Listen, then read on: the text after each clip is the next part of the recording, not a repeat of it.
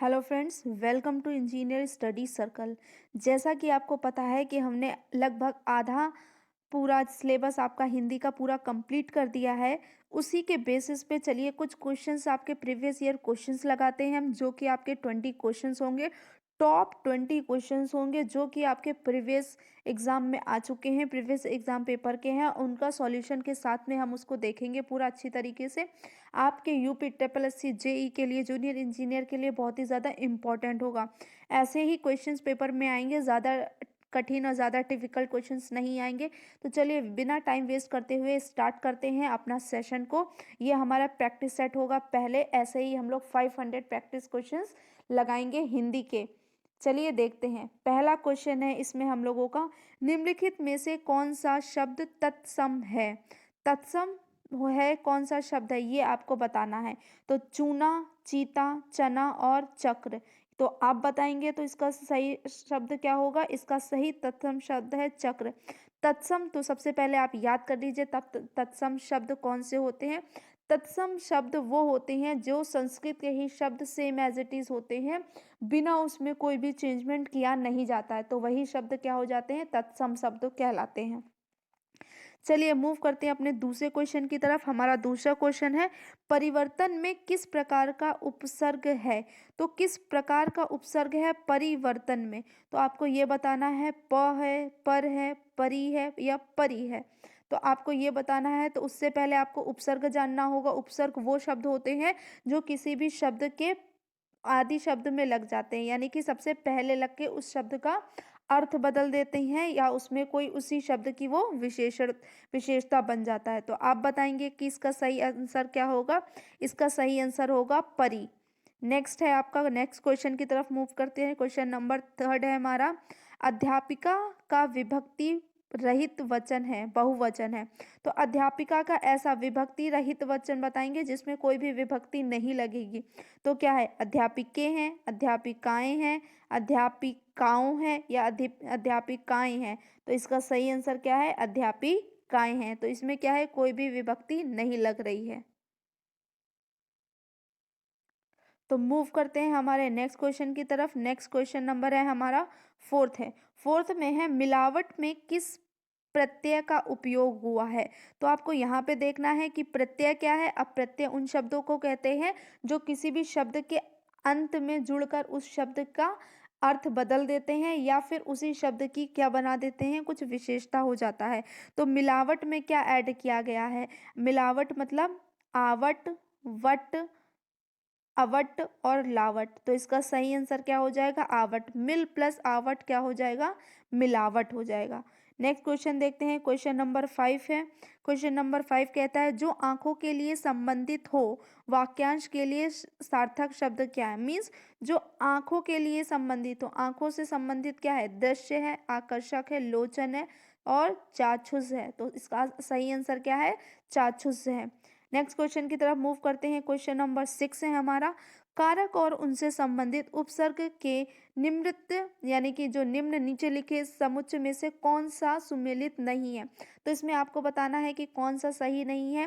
कारक आपको पूरे सर्वनाम के बता चुके हैं, आपका सर्वनाम वाला नहीं हुआ है तो वो एक बार आप देखिएगा इस वीडियो में। नेक्स्ट में आपको संज्ञा और सर्वनाम हम पूरा करा देंगे।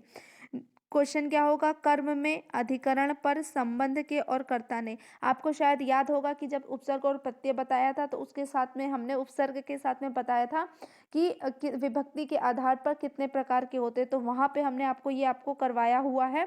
तो ये एकदम अलग नहीं है, ये एक बार और आपको पढ़ा चुके हैं। तो इसका आप बताइए कि इसमें क्या नहीं है। तो इसका क्या गलत है? कर्म से। तो क्या होता है? कर्म से। अधिकरण पर संबंध के कर्ता ने, तो यहाँ पे क्या होगा? कर्म वाला क्या है? गलत है। क्या पूछा था इसमें? सुमूलित नहीं है। तो कौन सा सुमूलित नहीं है? कर्म। मूव करते हैं नेक्स्ट क्वेश्चन, क्वेश्चन नंबर 7 की तरफ। संस्करण में किस उपसर्ग का प्रयोग हुआ है?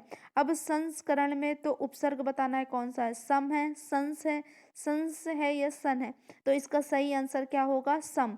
तो संस्करण का क्या हो जाता है? संकरण, आपका संस्करण हो जाता है। मूव करते हैं क्वेश्चन नंबर 8 की तरफ। क्वेश्चन नंबर 8 है, मरते दम तक वाक्यांश के लिए सार्थक शब्द कौन सा है? सार्थक शब्द आप बताएंगे। अमर है, आजन्म है, मरण है या आमरण। मरते दम तक, तो इसका क्या हो जाएगा? सही आंसर हो जाएगा आमरण हो जाएगा। नेक्स्ट क्वेश्चन की तरफ मूव करते हैं। क्वेश्चन नंबर 9 है हमारा, निम्नलिखित में से कौन सा तत्व अर्ध तत्सम है? तो इसमें बताना है अर्ध तत्सम मतलब जो आधा है पूरा नहीं है, कार्य है, कारज है, कर्म है और कर्म है आपका, और उसके बाद में क्या है यहाँ पे कार्य होगा। ठीक है, कार्य है, कारज है, कर्म है, तो ये आपका नहीं है, तो यहाँ पे क्या हो जाएगा कारज। तो इसका सही आंसर क्या है आपका कारज है। क्या है कारज। ये कौन सा है अर्ध तत्सम है। क्वेश्चन नंबर 10 की तरफ मूव करते हैं। क्वेश्चन नंबर 10 है, निम्नलिखित में से वर्तनी की दृष्टि से शुद्ध शब्द कौन सा है? तो आपको हमने चैप्टर में वर्तनी भी आपको अच्छे से करा रखा है, तो अगर आपने वीडियो नहीं देखा है तो डिस्क्रिप्शन बॉक्स में मैं उसका लिंक दे दूंगी, तो वहां से जाके आप हमारे चैनल में देख सकते हैं। हिंदी के पूरे पार्ट का एक एक का डिटेल आपको वहां समझाया गया है, जिसको आप सिर्फ वीडियो को एक बार देखने मात्र से ये सारे क्वेश्चन चुटकियों में आप उसको हल कर सकते हैं। अगर आपने नहीं देखा है तो आप इंजीनियर स्टडी सर्कल पे जाइए और वहाँ की प्ले लिस्ट ओपन करिए, और उसमें जो हिंदी के जितने भी आपको चैप्टर्स दे रखे हैं वो चैप्टर्स उस पर जाके आप पढ़िए, और आपको ये सारा डिटेल उसमें क्या हो जाएगा कॉन्सेप्ट आपका क्लियर हो जाएगा। यहाँ पे क्वेश्चन है, निम्नलिखित में से वर्तनी की दृष्टि से शुद्ध शब्द कौन सा है? तो शुद्ध शब्द आपको बताना है कि कौन सा होगा, अभ्यस्त होगा, अभियस्त होगा, अभ्यस्त होगा या अभियस्त होगा। तो सही शब्द इसका क्या हो जाएगा दृष्टि से, ये आपका अभ्यस्त ये होता है, क्या होता है शुद्ध शब्द होता है। क्वेश्चन मूव करते हैं क्वेश्चन नंबर 12 की तरफ। क्वेश्चन नंबर 12 है, इसमें ये एक्सक्लेमेशन का साइन दे रखा है और पूछा गया है ये किस प्रकार का चिन्ह है।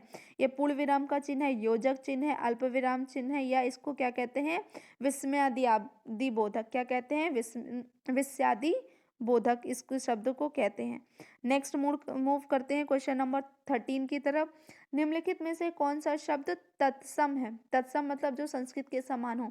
तो आप देखकर बताइए इसमें से कौन सा शब्द तत्सम होगा। त्योहार होगा, तिनका होगा, तीखा होगा, तेल होगा। तो इसका सही आंसर क्या है तेल है। तो चलिए मूव करते हैं नेक्स्ट क्वेश्चन की तरफ। नेक्स्ट क्वेश्चन नंबर 14 है, निम्नलिखित में से कौन सा शब्द तत्भव है? तत्भव मतलब जो संस्कृत से ही उसी का अर्थ उसमें बन गया है, हिंदी में बन गया है, और जैसे संस्कृत में था उसी का क्या हो गया अब चेंज करके हिंदी हो गया। तो तत्भव मतलब संस्कृत के से बदल कर। तो क्या हो जाएगा सुई, सुगंध, सूर्य और श्रेया। तो आपका इसका सही आंसर है, आप क्या बताएंगे इसका सही आंसर है सुई है। कौन सा सही आंसर है सुई है। चलिए मूव करते हैं नेक्स्ट क्वेश्चन नंबर 15 की तरफ। क्वेश्चन नंबर 15 है हमारा, आक्रमण करने वाला वाक्यांश के लिए सार्थक शब्द कौन सा है? मतलब आक्रमण करने वाला किसको कहेंगे, आतताई को कहेंगे, आक्रांत को कहेंगे, आत्महंता को कहेंगे या आक्रामक को कहेंगे।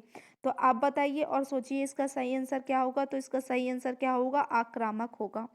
मूव करते हैं क्वेश्चन नंबर 16 की तरफ। क्वेश्चन नंबर 16 क्या है, पदार्थवाचक संज्ञा के कितने भेद होते हैं? तो यहाँ पे आपको बताना है कि पदार्थवाचक जो संज्ञा होता है उसके कितने भेद होते हैं, उसके कितने भेद होते हैं, उसके 2 भेद होते हैं, 3 भेद होते हैं, 4 भेद होते हैं, 5 भेद होते हैं। तो इसका सही आंसर क्या है, इसके 2 भेद होते हैं।